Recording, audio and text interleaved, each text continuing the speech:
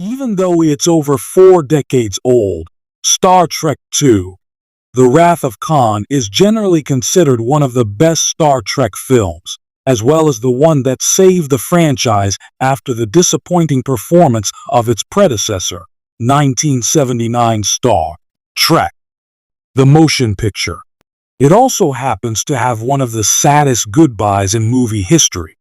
Director Nicholas Meyer saved Wrath of Khan from repeating TMP's mistakes, and in doing so, ensured that the crew of Kirk's Enterprise would continue their adventures on the big screen. The Wrath of Khan is a sequel to Space Seed, one of the most beloved episodes of the original Star Trek series. In Space Seed, Kirk and the Enterprise crew find adrift Khan Noonien Singh, the perpetrator of Star Trek's eugenics wars in Earth's past.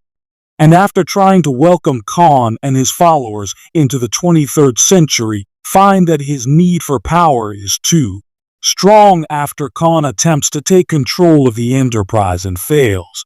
Kirk maroons him and his crew on the uninhabited garden world of Ceti Alpha V and go about their merry way.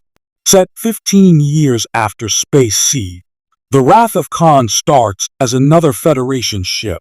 The Reliant surveys the Ceti Alpha system, looking for a lifeless world to help test the mysterious Genesis device.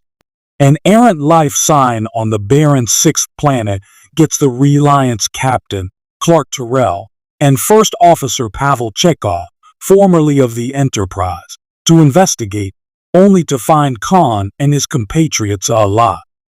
It turns out a massive stellar accident had actually destroyed Ceti Alpha 6 only 6 months after Khan was marooned, and the debris turned the paradisiacal 5th planet into a blasted hellscape.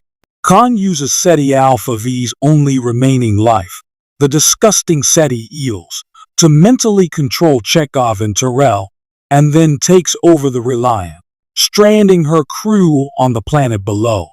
After learning the details of the Genesis device and how it has the power to completely reshape any planet it's fired at, and that the Starfleet admiral supervising the project is his old nemesis Kirk, Khan sets a course for the Regula 1 space station, home of the Genesis project and its designers, Carol and David Marcus.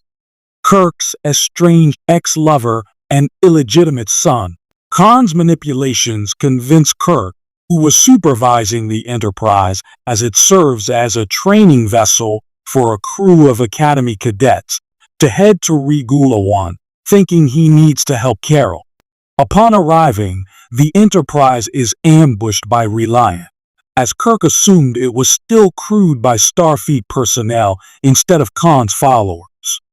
A quick skirmish leaves both vessels damaged, and Kirk, Dr. McCoy, and Lieutenant Savick beam down to Regula 1 to investigate.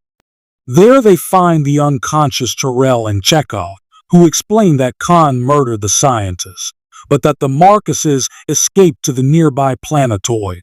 Kirk and company beam down to the planetoid, and suddenly Khan has the upper hand. Chekhov and Terrell reveal themselves to still be under Khan's control, holding the Admiral and others at phaser point while hailing Khan. Khan orders Terrell to kill Kirk, but Terrell manages to resist, and instead kills himself while Chekhov collapses, his own eel dying. Kirk grabs the active communicator and taunts Khan, to which the Augment leader responds by beaming up the Genesis torpedo and promising to destroy the Enterprise, thereby stranding Kirk on Regula forever. Kirk's dramatic responding shriek of Khan is one of the Star Trek movie's most memorable quotes, but all the memes and references to it forget the fact that Kirk, angry as he is, knows he still has a trump card. Before beaming down to Regula, Kirk and Spock had discussed the status of the repairs to Enterprise. Spock reported that main power would take 2 days to restore, noting cryptically that they would be doing those repairs by the book, and that by the book, hours would seem like days. as Kirk explains to Saavik and David after he tells the story of how he cheated to win the Kobayashi Maru simulation. He doesn't believe in no-win scenarios, but he does believe in Starfleet Regulation 46A no uncoded. Messages are to be transmitted on an open channel in a combat situation.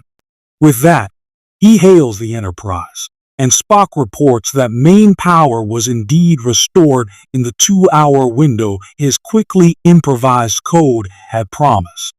With that, Kirk and the others beam back to the Enterprise and begin planning how to disable Khan and the Reliant.